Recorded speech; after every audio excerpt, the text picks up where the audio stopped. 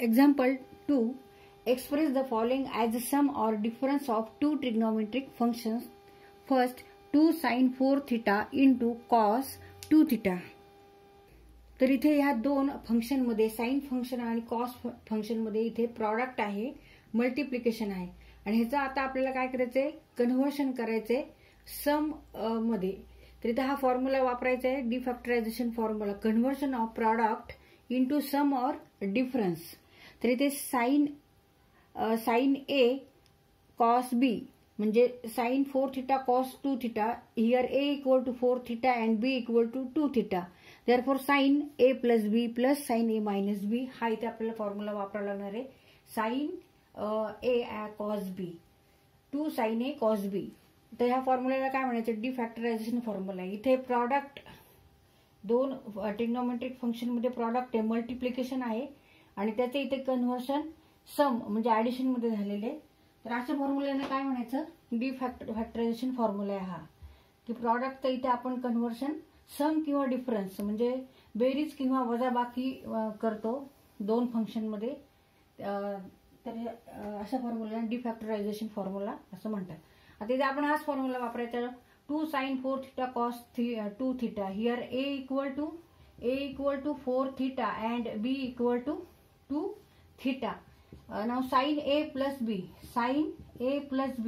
means 4 theta plus 2 theta plus sin a minus b means 4 theta minus 2 theta equal to sin 6 theta. 4 theta plus 2 theta means 6 theta plus sin 4 theta minus 2 theta means 2 theta.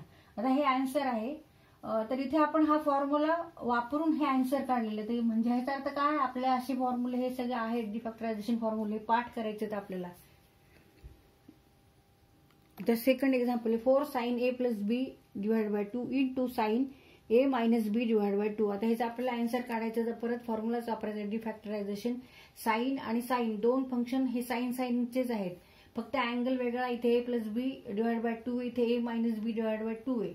तर इथे आपल्याला कोणता formula वापरायचा आहे, आता परत इथे डिफॅक्टरायझेशन formula वापरायचा आहे. ह्या दोन ट्रिग्नोमेट्रिक फंक्शन मध्ये प्रॉडक्ट आहे. आता इथे आपल्याला जे आन्सर येईल ते सम किंवा डिफरन्स मध्ये येणार आहे. तर आता डिफॅक्टरायझेशन फॉर्म्युला कोणता इथे वापरायचा आपण बघू. 2 sin a sin b यांच्यामध्ये मल्टिप्लिकेशन आहे, साइन ए साइन बी मध्ये, equal to cos A minus B minus cos A plus B. इथे डिफरन्स आले आन्सर मध्ये आणि इकडे प्रॉडक्ट आहे, दोन ट्रिग्नोमेट्रिक फंक्शन साइन दोन्ही फंक्शन साइन आहेत आणि इकडे जे आलेले आहेत फंक्शन ते कॉसचे आहेत आणि दोघांमध्ये इथे मायनस आहे. Cos A minus B minus cos A plus बी. आता इथे जो ए आहे, इथे ए कोणता आहे, a plus B divide by 2 आणि बी कोणता आहे, इथे ए मायनस बी डिवाइड बाय 2. म्हणजे हा एक अँगल आहे, हा एक अँगल आहे. जसं हा एक अँगल होता, A is here one angle, another angle is here B. Here is one angle is first angle is a plus b divided by 2 and another is a minus b divided by 2. आता इथे आपण हा formula वापरायचा फक्त. cos a minus b means a plus b divided by 2 minus a minus b upon 2. आता इथे हा formula इथे 4 आहे, इथे 2 आहे मात्र. मग ह्याचा अर्थ काय, इथे 2 into 2 आधी आपल्याला लिहावं लागेल. 2 into 2 असं आधी लिहून घेऊ, ही स्टेप लिहून घेऊ. 2 into 2 means 4. 2 into 2 means 4. मग 2 sin a plus b divided by 2 into sin a minus b divided by 2. आता इथे ह्याच्यासाठी आपल्याला हा फॉर्म्युला वापरता येईल, कारण इथे 2 sin a cos sin b आहे, म्हणजे 2 sin angle into sine another angle. तर इथे हा फॉर्म्युला वापरू शकतो. तर 2 इथे घ्यावे लागतील पहिल्यांदा. 2 sin a plus b divided by 2 into sin a minus b divided by 2 equal to cos a plus b. 2 into cos a plus b. Here a is a plus b. A plus b divided by 2 minus another angle minus a minus b divided by 2. Minus, आता इथलं minus cos ए plus बी.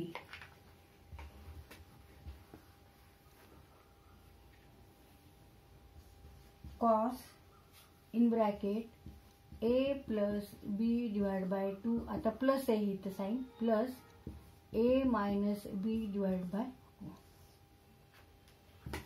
आता हे आपण solve करू. आता इथे negative चिन्ह आहे, इथे पॉझिटिव्ह आहे आणि इथे निगेटिव्ह आहे. मग आता हे इथे चेंज होईल, निगेटिव्हच्या इकडे पॉझिटिव्ह चिन्ह होणार, because product of two negative number equal to positive number. आणि इथे डिनॉमिनेटरला 2 आहेत, त्याच्यामुळे आपण एक 2 घेऊ. ए प्लस बी मायनस ए, हे मात्र इथलं चिन्ह बदलणार, इथली साईन चेंज होणार आहे, negative becomes here positive B